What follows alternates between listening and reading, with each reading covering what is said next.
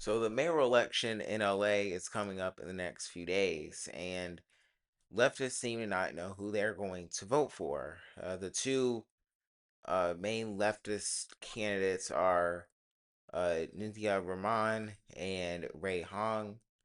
Uh, Both of them, I believe, are DSA members, but uh, Ray Hong doesn't really like. Neither one of them really have the DSA chapter's endorsement in LA.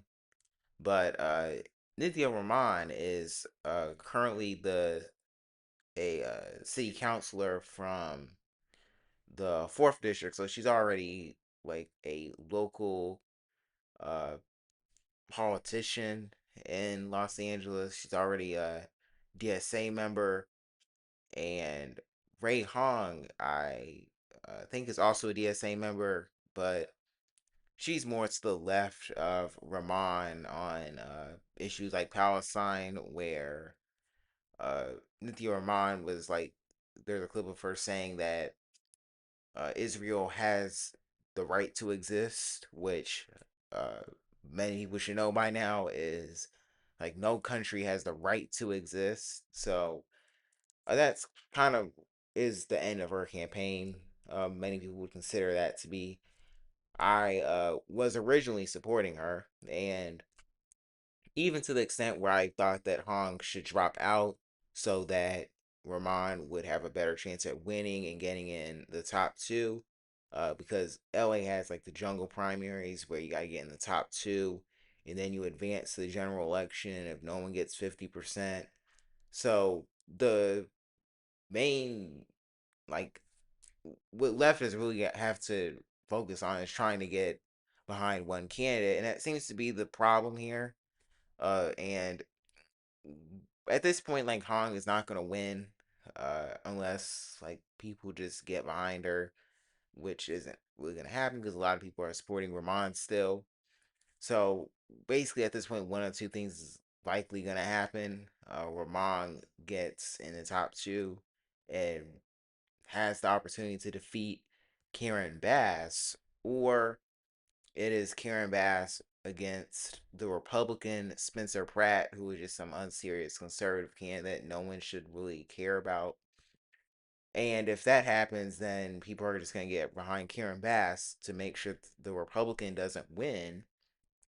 And if Nithya Rahman wins, she gets in the top two, then we get a DSA candidate in the top two, and then maybe we can get her elected. And then, like, at this point, it's not really a like the DSA can get someone as mayor or maybe get people to the left of her in other positions of power, which is probably what's going to happen or need to happen because at this point, like with the polling, if the polls are accurate, I just don't see a path to victory for Ray Hong.